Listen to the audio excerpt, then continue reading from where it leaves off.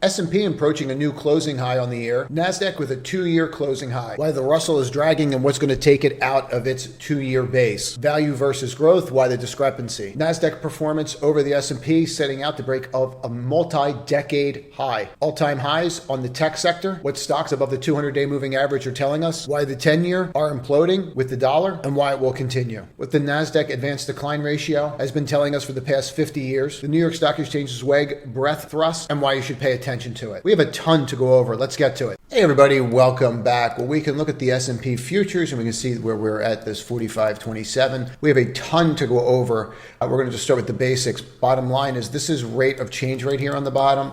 We all see the obvious. We can all see right here how you have this cup that's sitting in here. We can all see this handle and how that handle's acting as well. And we can all see the breakout of that handle. That we understand. We understand the process that we're reviewing right now, and we understand how this thing is setting up to possibly break out and retest this highs. What rate of change does is rate of change sets us up and gives us a little bit of an edge in understanding not only is this going to happen, but the speed that this is going to happen. Now, we have a lot to go over today, a lot of different oscillators, a lot of different macro things that we really should be paying attention to, and a lot of different sectors that are breaking out that you wouldn't even think are breaking out in this. For example, one of them is insurance, and we're going to go through that at the end. But we have a lot to go through to take a look at the snapshot on how this landscape's changed over this period of time, because we can all see the movements and we can all see how they've acted over a period of time. But again, as I always refer to the stool, we want to focus on the macro, the fundamental, and we want to focus on the technical as well. The macro is clearly moving the technical now. And now we have to dig into and focus on why. But first, we need to understand what we're looking at, which is rate of change. Now, to start with, those that are new, this video is absolutely packed today. There is a ton in here, and there are parts that you're probably going to want to watch again. So just keep that in mind for those that are new. As always, thank you for your comments. That's why this video is packed, because you stated that you could handle it and that you wanted more specificity on what I really look at to make a decision. And I appreciate you sharing it. The more this message gets out there for people to know what it truly takes to be successful at trading, the more informed they are, the better decisions they can make. And that's all I'm trying to do here, guys, is get people to make better decisions. Key takeaways. So this is a very simple definition of rate of change. It's always important for you to understand what exactly it is we're looking at so that you can utilize it in the ways that you think it would be best.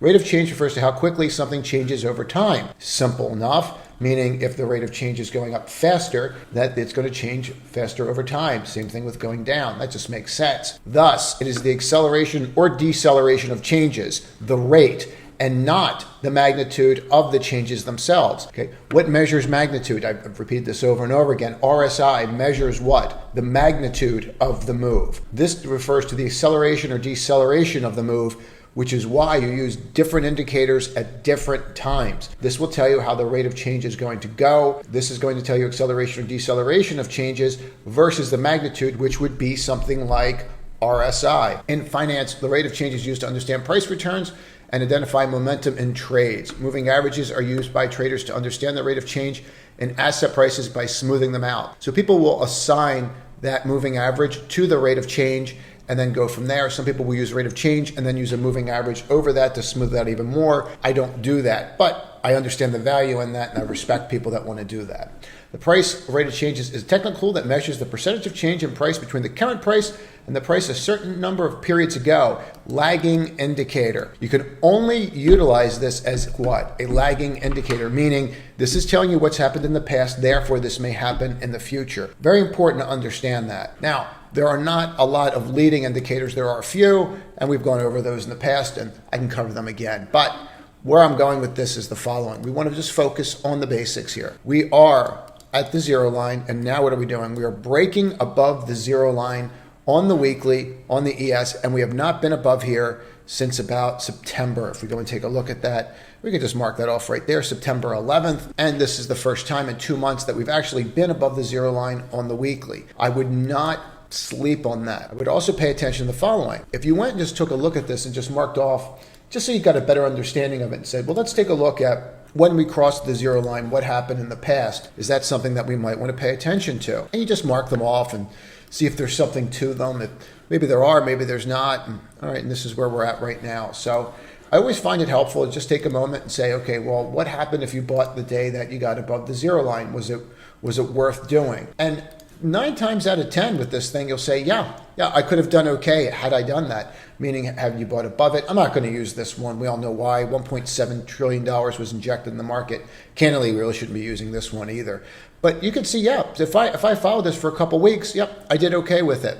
And I think that's really where I'm going with this. You don't know if you're going to get this, or you don't know if you're going to get this. But this is how I can help you. What we're looking for is we're looking for a smooth move. We're not looking for this jagged move. I don't want this. That's not what I want. I want a smooth move up. The smooth move, something like this, is really what you want because it's just the grind. And that's what we're looking for. We're looking for the grind out of this. Now, as far as levels to watch on the ES, this is relatively simple. You're really just looking for that 46, right up here, that 46.33. And then if we see that, I've been saying that you might see the highs you might get up here by the end of the year now. It is a possibility. It wouldn't be surprising to me to be at all-time highs anymore. By the end of the year, we could push, and people are like, "Well, I don't see how." I think you can do it. I mean, right now you're 2% off of hitting a new yearly high, which I thought you could do. Can you hit all-time highs? You could. You could be up here. It's not a lot, guys, for that to happen in the last 6 weeks of the year as people position themselves for their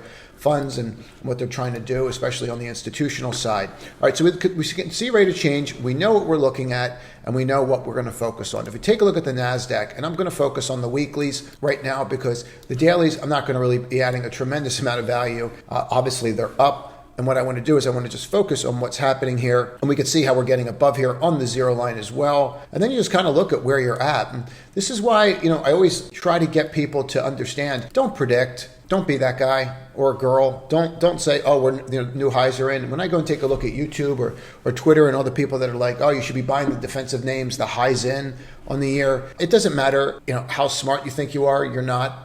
Okay, so just understand that. No one's smart enough to predict exactly what's going to happen. And the people that are making those predictions, they're just trying to get clicks. This is really silly to think that we're going to be able to understand all the nuances of all the macroeconomic events that happen globally and their impact on the markets. Okay, it is probably the largest hubris out there to think that you're going to be able to figure that out. No one can. And the people that trade don't try to figure that out. They come out with an overall view of the market, then they assign probabilities to it. And that's what you should be doing as well. If you take a look here, you pretty much closed at a new high on the year. And right now, if you were on the premise of listening to some of these people that said that's not going to happen, you just missed one of the single greatest runs over the past 3 weeks that we've ever had. And we've done exceptionally well if you've been watching this channel, and you can see that and go back and watch them. Now, here you are. Now the question is what? Well, we can all see the same exact pattern that we just saw in the ES, and we can just see how your cup's right here, and we can see the handle right in here as well, right? All right, so now you're breaking out and you're heading to this. Can you hit all-time highs? Well, you're already at a year high on the close. The weekly's already at a year high. So where are you? Right, 3.5% going into NVIDIA's earnings next week. Do you think you could hit that? The answer is yeah, you could hit that very easily. NVIDIA is the last earnings of the year that is going to move the market, period. Nothing else even can come close to moving the market the way that NVIDIA can. So we understand that. We understand where we are in the pecking order of this market. And we understand that rate of change has flipped the negative to positive. And what you're going to note, as always, NASDAQ always has a stronger move. So if you take a look at this, when you flip here on the zero line, when you flipped here on the zero line and you just kind of go through them and you mark them, we'll get a better understanding of how this is playing out. And you just mark the zero line again and again and say, okay, am I getting something out of this? You are, but what is most important for us is not this huge move up. What we want is the grind. I don't want a huge spike. I want the grind. The grind is what you're looking for out of this. That's what's going to get you to where you want to be.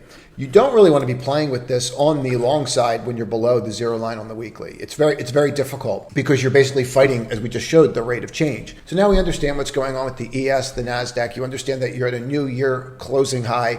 You understand that you should listen to nobody but yourself and take the data that you learn from these videos or other videos and then make your own assessment with it, which is one of the reasons why I always tell people to call their feed, by call, I mean limit who you're listening to, whether it's me and you find that I'm a distraction or you find someone else a distraction. Start limiting what the information that you're trying to process and go deep, not broad. I can't express that enough. So this is pretty fascinating to me that the RTY is not there yet, but look at how you're starting to turn. This is really what you're looking for. You want to see these kinds of turns that are happening in here, because if we can get over the zero line for the first time since August, we can finally get some momentum out of this. And what has the has the IWM not had all year long? We have not had momentum. I think that is not the word that people would use to describe the IWM. If you take a look in here and you could just focus from April on, all we've done is really go sideways. Frankly, from when you got into this box in here, you really haven't moved. You really haven't done anything. You've just been in this 350 point range. So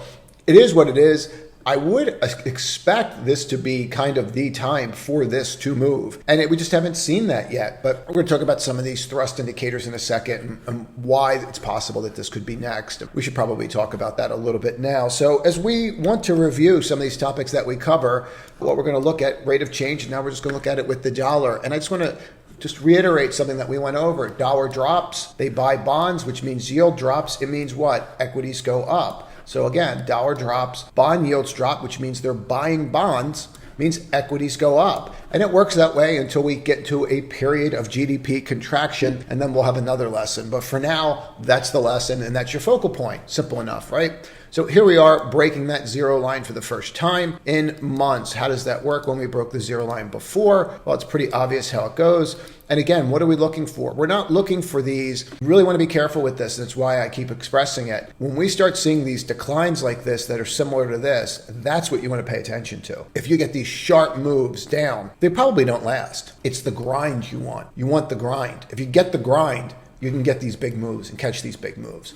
You don't want these fast moves. Up, we're over, and we're back down. Up, over, back down. Now, what you're looking for is you're looking for the grind. As this went up, so we're looking for this to stay below and just stay below and just grind below here. So I don't need the rate of change. And this is why it's so important to understand what this is telling you. As long as the rate of change stays negative, then it's going to go lower. If the rate of change is positive, then it's going to go what? Higher. It's really that simple. Now, if the rate of change at the same time rises, then that means this is going to rise too. But even if the rate of change stayed stagnant like it did in here, where you never made a new high, that just means that the rate of change is just going to keep going up and grind. You can see right here when the rate of change picked up, what happened? We picked up as well, right? It's not rocket science, guys. So again, dollar drops, people buy bonds, yields drop, equities go higher. All right. So now we understand what's going on with the dollar. We should probably talk about the 10-year. And you're going to see other sectors today that are going to move based upon this. The home builders, for example. People are going to start looking at REITs again. But what we're going to do is we're just going to look at the yield for a second. We're going to understand that we're below that 4.5 that no one thought we would ever get below again.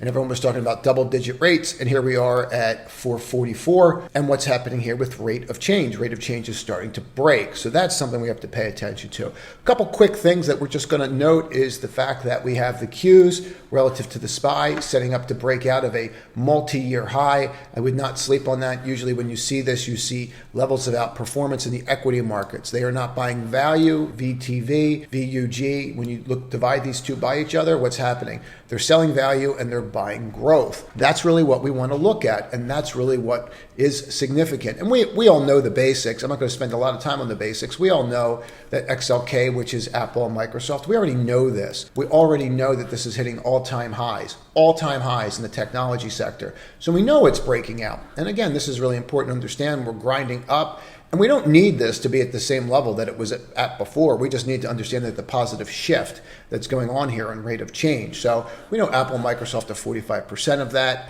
We know if we look at XLC and we look at this 18-month closing high. This was in the newsletter, by the way. If you're on the wait list, it's open for a couple more days, and then the community will close to the end of the year. So if you are on the wait list, just look for the email, because once it's closed, it's closed. And if you're not on the wait list, link in description, and I'll try to remember to post it in the comments as well. So then you can kind of see how you're acting right here and getting ready to break out. And we'll go from there, but it's 18 months. Think Google, think Meta, think Netflix. These names look absolutely incredible right now, in my opinion anyway. So something to think about. We'll spend a little time on those at the end of the video just to cover them. But you can see where the money's going. You can see where the money's not going. But what's fascinating is this one sector that we're going to get into in the energy space looks like it's going to be on absolute fire, but we will get to that. Before we get to that, we need to talk about what's happening in the shift. So the very first big shift that we're seeing is in the 5 days. When you're down here on the low end of the 5-day, meaning percentage of stocks that are above their 5-day moving average, you tend to form those bottoms. Right now, let's click this off. You're going to form the tops and say, okay, are we getting a little toppy? Do we need to come in a little bit? It's possible when you're up here because only so many days can the 5-day actually be in the 90s before you see some relief. And you'll start seeing that when you're in the 20s as well. If you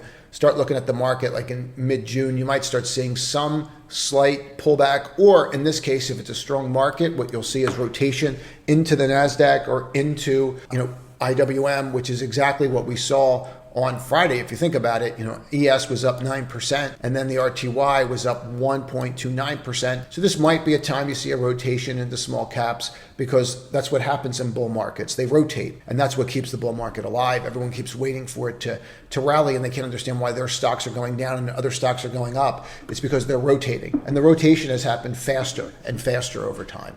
You can actually chart that, and that's by lack of holding. I can do a whole video on that. But more importantly is this indicator before we move on.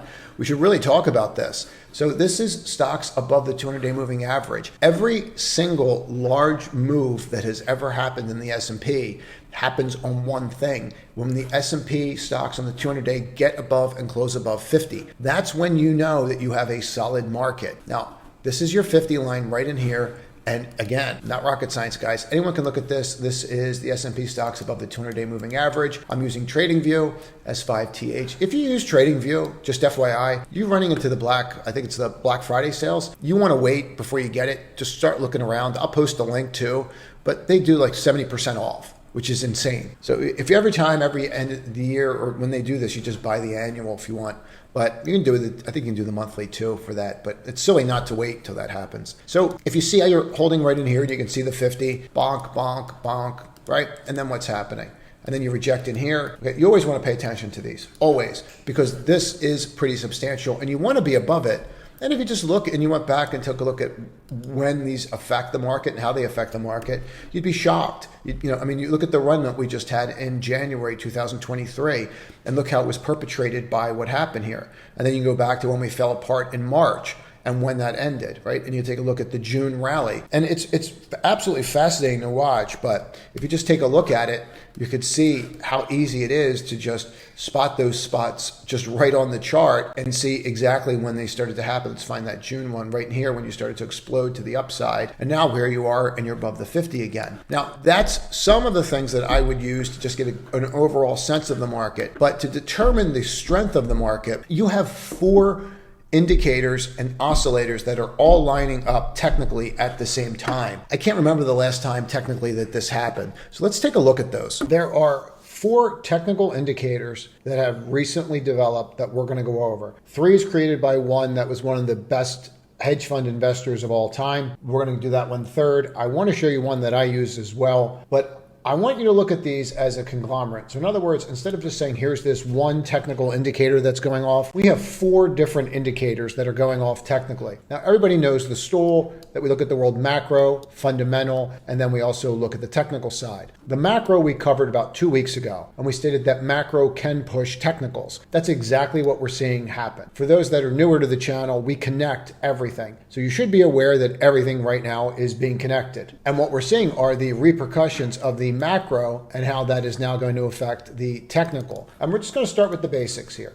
So in front of you is a number of stocks that have rallied 4% or more. And what we're looking for is we are looking for a very simple level of 25%. So a daily gain of 4% or more to over 25%. Now, again, this is not me. This is Sentiment Trader that I am showing you. So coming straight across, and you can see our level right there. And you can see how few times we actually met this criteria. But when you met this criteria and you had an extreme reading with it, it was not something that you would want to ignore. That's for sure. It's something that you'd certainly want to pay attention to. Now, what's nice about this is they've already done the work and they've already marked all these areas off for us. So it's always important to give credit where credit is due. This is Sentiment Trader. And again, I have no affiliation with them whatsoever. It is a service that I use and I do like the service. But they mark all the signals right here and they give you the signal dates. 25% of stocks closed with a daily gain of 4% or more. You can see how rare this is since 09. It's happened 1, 2, 3, 4, 5, 6. So that's how many times it's happened since 08. Now, What I like about it is they've already done all the work. And what I mean by do all the work is they've already back tested this and then said what happens after 1 week, 2 weeks, a month, 2 months, 3 months, 6 months, 12 months. Now, you only have this amount, so you don't have 30. If you don't have 30 of anything, you don't have statistical significance. What's interesting about this is if we combine all these other indicators, so if we combine this one, we're going to combine 2 more, and then we're going to combine one that I utilize as well. Once you do all that, you do get to a level of statistical significance just by proxy that way. So something to think about. But let me just look at this and let's just say, okay, well, where are we a month later when we get a signal like this? All right, well, 83% of the time, you are up 5%, okay? And then it just tells you 2 months, you're up 9, 3 months here, et cetera, et cetera. Every time that you have this indicator, from the date that it triggers 12 months later, there's a 100% chance that you're up. On average, the median return is 31.6% from there, but you have to realize that this is skewed. So you have the pandemic in here. Right, so here you are, 324. So you have a pandemic number in here that's going to skew this, right? It's 2 times the median number. You look at the other numbers, it could be 42, could be 9, could be 11. So you have to take this with a grain of salt. And again, you don't have the majority of data here. According to them, they really only took 6 numbers in because the 7th, they don't even have any data on yet. So take this for what it's worth, but I do think it's worth pointing out. The second one we're going to pay attention to is number of sessions with the Nasdaq advanced decline ratio 3-to-1, 10-day look back. What we're looking for is 3 days in a row where you've had 10 days, 3 out of the 10 days, you've had a 3-to-1, not 3 in a row, I apologize, 3-to-1. So that would mean that for every advance, you had 3, every decline, you had 1. Out of 10 days, we're looking for what happened to 3 of those days. That's the number, 3. They do not have to be in a row. They have to be 3 out of those 10 days. Now, if we come here and just draw a line across, and this goes back to the 70s, and we can see it. And I'm going to reiterate it one more time. 80 ratio, 3-to-1. 3 advances to 1 decliner, 10 days. In that period of 10 days, we're looking at has to have at least 3 of those 10 days meet this criteria. Now you can see you have way more data points here. And what they've done is they've gone back to 1972, 73, something like that. And again, it's going to give credit where credit is due. This is Sediment Trader. This is not me that's put this data together. It's just important for me to give credit to someone when they put something like this together that is, in my opinion, extremely helpful to look at and to draw knowledge upon. I think it's extremely important for us to note that and just give credit where credit's due, especially with all the back testing that they did. Now, this sample size is obviously bigger. I'm a numbers junkie if you haven't picked that up. So here you are in 74 to 23, and obviously we have more than that amount of 7 that we had before, but you don't really have 30. So once again, you need 30 for any level of statistical significance, and we don't have that. But this definitely gives us a larger data set to see what's going on in the Nasdaq. All right, so here we are, and then we can just go 1 week later. See, they give you 18. 1 week later, 2 weeks later, 1 month, 2 months, 3 year, you get it. All right, so it will show you where did this lead and how much was made over what period of time. Now, 94% of the time when you see this indicator, you're 26% higher. So let's take a step back and go, okay, well, we're 26% higher 94% of the time. All right, so let's do a couple things. Let's just take a second here and say, all right, well, let's take out the anomalies and the big one and just say, okay, you have a negative 17 here. So that might skew us to the downside, but that's really the only negative that you had. And of course, that was during the pandemic when they stopped putting what? $1.7 trillion in the market. All right, so we understand why that negative and why that's going to even skew the 94% because they stopped with the liquidity. But we'll leave it in and we won't take it out. And then let's just go through this and say, okay, well, what are the big outliers here? Okay, here's an 80% in 1982. Well, that's when inflation was coming down. Well, that's very similar to what we're having right now. Here's when we had the great financial crisis, and you can see the bounce there. And then you have another outlier right here. So if you add these outliers into this number, you're going to get there. But I just want you to be aware that these lines are going to skew this. So you're probably going to get a number more in the low 20s, high teens, most likely low 20s if you pull those numbers out. I'm not suggesting that you pull them out, but I want you to understand how this can be skewed and how you might get something less than this if you took out what I would refer to as outliers. Now, in front of us is the Zweig Breadth Thrust New York Stock Exchange, and they were very kind to map out the last year and show us how this was playing out And let's take a look at the criteria. This has become the gold standard in the breadth thrust, has become this breadth thrust. There's a reason for it. I'll show you in a second. An analyst, money manager Martin Zweig, is one of the top money managers of all time. 10-day exponential moving average of the AD line figure must cycle from below 40 to 61.5 within 10 sessions. Below 40 to 61.5, and you have 10 sessions. Now, why you might want to pay attention to this versus your average analyst that's on FinTwit or TikTok, he lived here. Top 3 levels of the Pierre in New York. This was his view versus your average TikToker that lives in his mom's basement. Now, with this thrust and this kind of push, you don't want to sleep on this. This kind of stuff is extremely rare.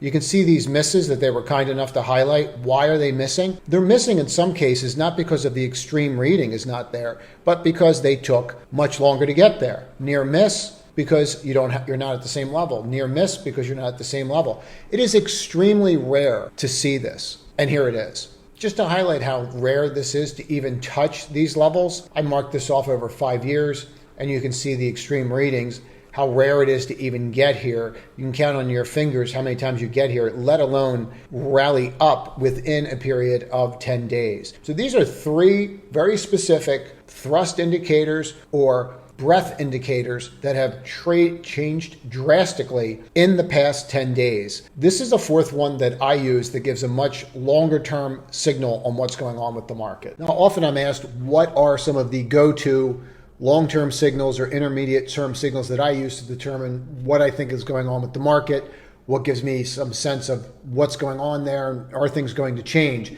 And one of the ones that I use a lot is the McClellan Summation Index. And before we get into this very specific oscillator, I think it's important for us to understand what it is and how it's calculated. Now, this site is McClellan Financial Publications. It's a free site. Anybody can go there. You can download a free report. And in order to understand the summation, you have to understand the oscillator. And then you have to understand how the oscillator is calculated. And essentially, it will walk you through the advances, declines, what closed above, what closes difference. The difference between these numbers is called the daily breadth. Running a cumulative daily breadth is known as the advanced decline line. Most will be familiar with the ADL, or advanced decline line as they call it. And usually you want to see the 80 line because it does show correlations between the movements in the stock market. I mean, this is pretty graphic, but if you see divergences there where you have the 80 line going down and the market going up, it's usually a sign that that's not going to last. So this is a pretty valid place to start. Now, why I'm spending time explaining the oscillator, which is the McClellan oscillator, and then the summation index, is because it's important to understand what you're looking at and how it's calculated. So here they just show you in the second chart the example of what daily breadth looks like. Each tick mark represents one daily reading of the advances minus declines. So here's the advances, declines, advances, declines. Hopefully you get that. And then it just shows you what the oscillator is doing with that. Now, what they do here is they smooth out the data using a special type of calculation known as an EMA. So this is where most people don't really understand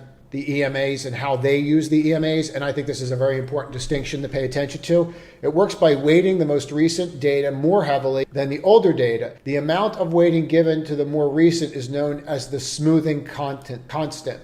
Now, this is really important because when you look at an EMA, standard EMAs are 3 days. They take the first 3. So if you go to a standard EMA, they'll take the first 3. If it's 3 minutes, they'll take those first 3. 3 days, they'll take those first 3, and they'll go from there. The amount of weighting given the more recent data is known as the smoothing constant. Now, this is where it gets interesting because they use 2 different EMAs, one with a 10% smoothing constant and one with a 5% smoothing constant. These are known as the 10% trend and the 5% trend for brevity, according to traditionally established by this gentleman who first started EMAs in the 60s. Why am I spending time on this? Because if you don't know what you're looking at, you don't know if it's changing. If it is changing, you don't know what it means. The more information you have about the indicators that you're using, the more deadly you can use them. It's just a fact. So the oscillator offers many different types of structures of interpretation. There are 2 main ones. When it's positive, portrays money coming in the market. When it's negative, money's coming out of the market. Makes sense.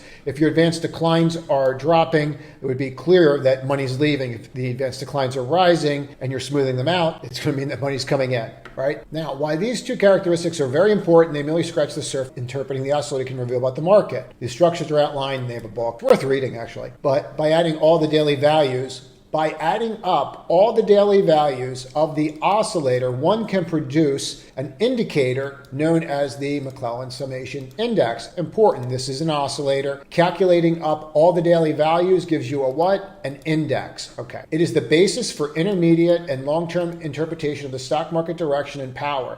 When properly calculated and calibrated, it's neutral at the 1,000 line. Now, since then, and they started doing that, the 1,000 line was back in the day. Since then, the New York Stock Exchange has added more. Therefore, the numbers get skewed now. So how does this help us? Well, let's just start with the basics. Now we have a neutral line, and this is just off a trading view, and you can see how they have it red when you break, and they have it green when you're above. All right.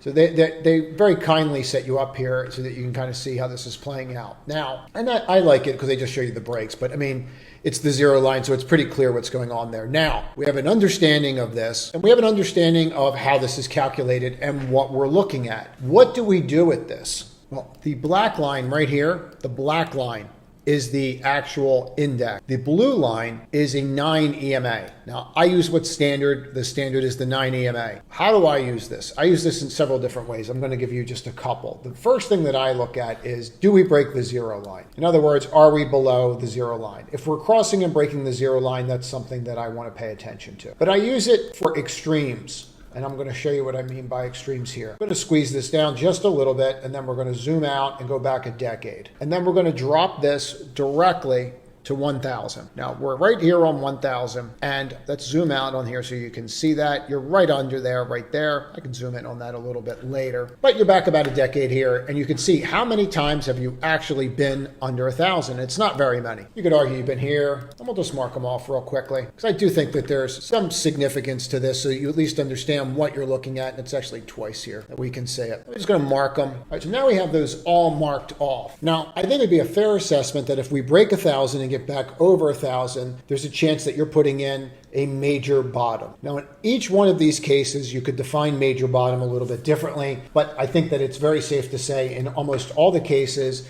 that was the bottom, except for one or two. Here, and then here you made another lower low. This took about a year before the other low kicked in, but you get where I'm going with this. Once this happens, it's pretty much the low. So the first way that I use it is, if we break 1,000, the way that I pay attention to it is, that is something that is significant. It is something that I want to pay attention to.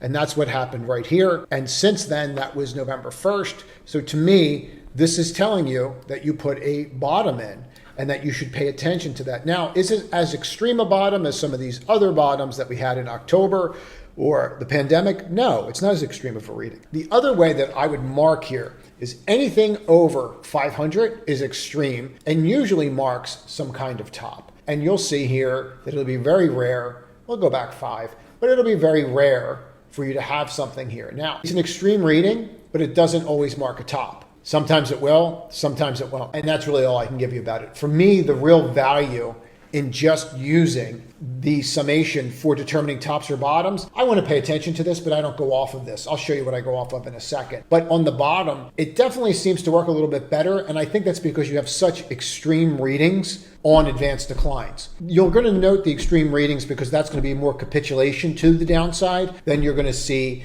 exhaustion from all the buying. And I think that's the difference. I think that's why we see the difference in the reading. But when you get to 500, usually there's an issue there. Now, for me, I like with the 9, and what I do with it is the crosses. So not only do I have this here, I will look at the crosses. I'm going to blow this up for a second so you can see it. But if I'm here and I cross, and I'll mark them off, and then we can go and take a look at them. But if I'm here and I make a cross, and let's highlight this so it stays on for a second, and then I cross here, even here, if I cross on these little spots, you can see pretty clearly how that's going to mark a top. I will use the cross as how to mark a top. And again, this is just the New York Stock Exchange composite that I'm using instead of anything else. So that is the other way that I will use it instead of just saying the number when I'm up here. That cross to me means more than just the number. And I get more value out of it that way than any other way. Now, the other thing that I like to do with this, I'm going to shrink this down so that you can see this, is I like to use it for determining a trend. So I will look for divergences, but they're really not that common. For me, what I'm trying to do is I'm trying to determine Am I following a trend? Was there a trend? So if this was the trend down, am I breaking the trend, and is that trend following the market? Now, if I squeeze this down here and take a look at it, and we can see even here from that peak over, yes. And this is giving you a signal, just so we're clear, this is giving you a signal way before then. So that's the one nice thing about this. You'll get a signal ahead of that, but you can see it pretty clearly. Usually it's a leading indicator. So this is one indicator that I would use to determine what's going on under the hood. This is not something, as you just saw how it's calculated, and that's why I spent the time with that. So you can see that this is something that when calculated, it's not something that you play with. It's not something that you look at once a day. It's something that you would look at once a week and say, okay, what's going on here? How is this shaping up? But I thought it was really significant to note that we're at the same level over the past 10 years that has marked bottoms, significant bottoms. And then I think it's important to note that this is actually curling up and breaking that trend line, which would support a longer term, intermediate, or long-term trend. For those that have asked in the comments below, when I show something to kind of surmise why I'm showing it, because I think that this is marking a bottom in the entire stock market, and I think it's telling us right now that we're going higher. Now, I want to go over one sector that no one's really paying attention to, but before that, I think we should spend a little time just going through the larger cap names and focusing on them. Make sure you share this video. There is a lot in here, and there's a lot that people I think need to be aware of. First and foremost, look at the MACD here on the zero line on the weekly. Whenever you see a chart, you can always see the dates right up here. You can always see that it's weekly, and then there's the symbol. But look what's happening here on Apple. Look at how the MACD got right to this line on the weekly. Weeklies, long-term trends, intermediate to long-term trends. You're not looking at a day, you're looking out weeks and saying that this is what's happening. Remember, the longer the chart, the better the trend, and the longer the trend. So this is not really my favorite kind of pattern when I've got these long, nasty red bars here, but you'd be remiss in ignoring this. It doesn't mean you're going to go straight up, but it does mean that if we do see a little more weakness, it might be of interest. But we're seeing a lot of names like this. Now, after hours on Microsoft, there was a lot of news about AI, OpenAI, and this. Well, the stock's actually down a little bit and dropped a little bit after hours on that news. We'll find out what really happened there, but to think that Microsoft is miraculously going to stop because this is kind of silly. I was asked to show one of the trades that we did, and I'm going to show it in a second. Really important lesson about this when you hear this trade, before I forget, listen to what I say, what we do with the profit. We actually roll the profit, we make a profit, and then some people that wanted to actually roll the profit into the option. And it worked out very nicely, but you'll hear it in the live stream. So just pay attention when we play it. But before I get to that, I think you just have to pay attention to what's happening here. You're crossing, the MACD's crossing, you didn't get to the zero line, you're hitting all-time highs. If you pull back because someone is gone at the company, then this provides an opportunity. Now, where's that opportunity level? Well, that's a better conversation of saying, okay, well, where would this opportunity be? Where could we pull back to? Let's say you pull back to 350 because of this. That is actually a retest of this level. And then we would see if this becomes major support. We haven't retested this. We flipped right in here, and we all see that, but I'll just mark it off. So we flipped right in here, rejected. We flipped here. We haven't tested this on a weekly chart to make sure we're going to hold. So nothing would make me happier than to come in next week. And if you know candlestick patterns, and you know how much I love candlestick patterns, this is setting up. Maybe it's going to be an evening star. Maybe this is going to be really bad, and it comes back down to that 350 level and gets us a better entry to get into that. But this is how I would view that. Take a look at this trade and how we played this intraday. Pay close attention to what I say about when we enter and why I was so interested in entering when we did, and pay attention to what I say about the option trade. Let's watch this Microsoft. Yeah, I actually like the fact that you're not breaking out. I like the fact that you're trying to build in here. Let's watch this, see how it goes. I think I'm going to buy this. Get close. I'd rather have this kind of movement where we're seeing accumulation versus anything else. See how they're building? See how they're not just like ripping up? I like that. You're just taking your time. You're building. You're not going to give it to me. I bought some. I bought Microsoft there, and it's 60. I got about a couple of minutes here.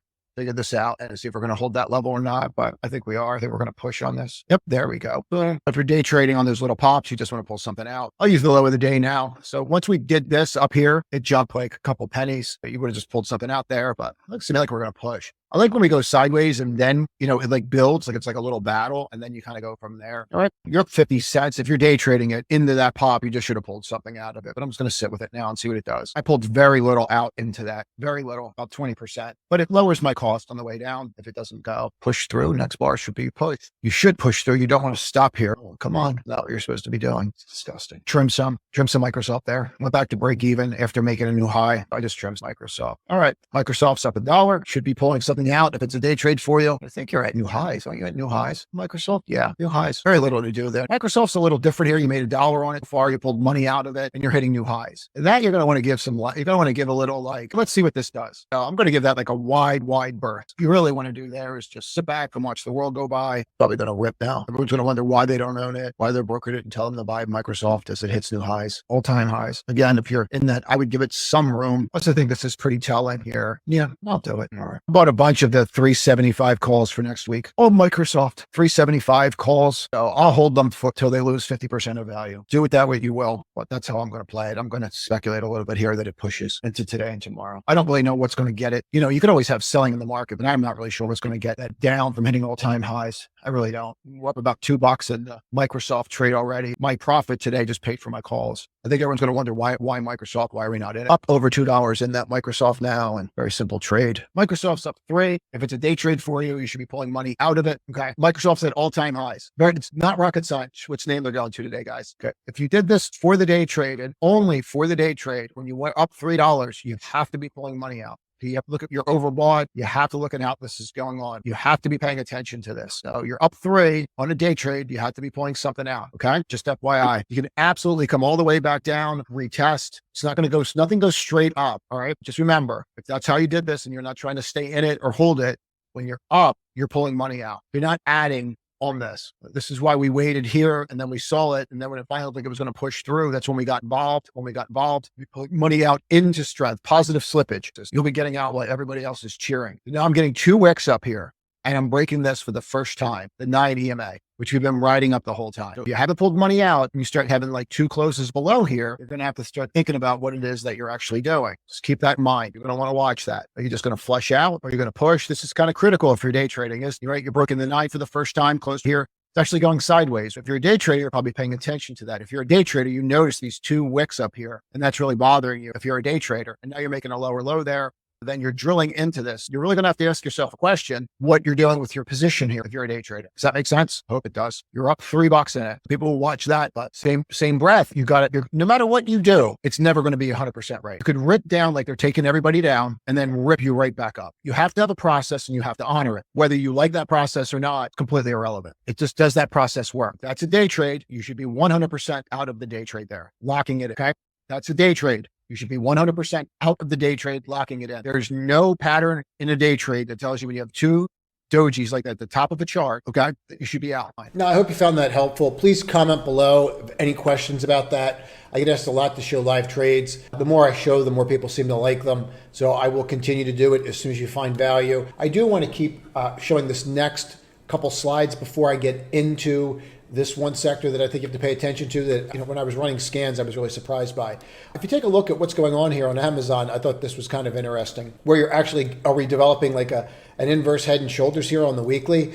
I'm not really expecting that. I've been saying that I think that these names are actually going to come down in price, and it doesn't look like I'm right. It looks like XLY is going to hang in here, and it looks like it's been hanging in here. So this is definitely something that I'm paying attention to, but this is your control bar, and if you've been around here a long time, or for a little bit, you know that I love control bars and I want to see you flip and get over that. You've got Matumbo'd a couple times here, haven't you? Right here, here, here, and here. So there's really no reason for us to rush in there. I mean, when you see something like this happen over and over again, you really want to make sure that you push over before you get involved, which is really going to put you at that 147.50 level, so you might want to watch that. There are a couple other sectors I'm watching as well, but we should probably talk about NVIDIA because it's going to be on everybody's mind. You have earnings on Tuesday. I'm not going to be adding a tremendous amount of value and say buy before earnings. Look, earnings could be good, they could be spectacular, and the stock could still go down because the sentiment was too excited, or they're going to talk about something's off because of capacity constraints.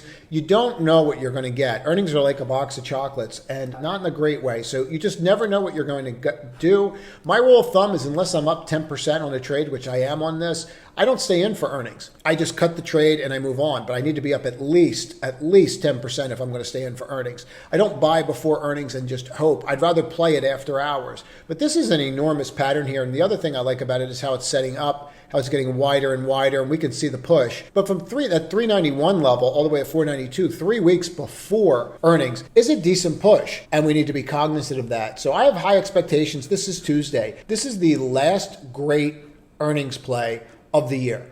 There is nothing else that's going to even remotely come close to this. Now, what's fascinating about this is we should talk about AMD. AMD at this time for this week, this was not a great call, not by any stretch, but it absolutely ripped. And you actually see it setting up before NVIDIA's earnings. So I always find that interesting to want to see how stocks are acting. You can see the DTL downward trend line right here, the flip on that earnings, and you've just been pushing ever since. And look at what happens right here. You get right to the zero line and you're already crossing. So they're playing this. Now, are they playing this in tandem? I'm not really sure. You saw a lot of that today with we should probably talk about that, the AMAT trade and how AMAT all of a sudden, and this is a really good point I brought up earlier this week when I showed you the target trade, where people go out there, let's do these on the daily. You'll go out there, and for us on the target trade, why that made so much sense was the stock went down because it had nothing to do, it had everything to do with Walmart. So here we have AMAT. Now we played this one today, and I'm not going to show this. Maybe I'll show up Monday or Tuesday. But these were the other names that came in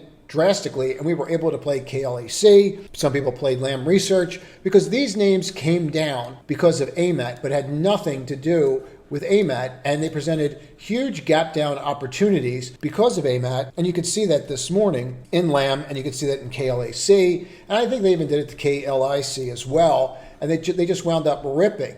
So these were actually really good trading vehicles today, and that's one theory that I would tell you to really rewatch if you watch that video. If you rewatch that one part, it would be Thursday's video at the time of recording this. I guess I can link that at the end. And just watch what I say about Target and what the way that we played Walmart and how Walmart's weakness actually was enabling us to get into Target at a much better price. But I do want to go through one sector that I found sticking out that is really very different than a lot of the other sectors right now. There's two. One's the insurance sector. You're seeing some of these names like LMND that are starting to pop up. They're starting to look kind of really very impressive, but you're also seeing that with the progressives of the world, how they had great earnings. And they're kind of splintering off, even in diversified areas like Aflac, how they're all lifting up. And we'll talk more about this later, but I was really surprised by this one sector. So one of the top performing sectors today and on the week is actually energy and coal, which is crazy if you see what's going on with those names. But look at this pattern that's going on here in the weekly and how we just pushed into the end of the day. Look at the RSI or the RS rating, RSI. Look at the RS rating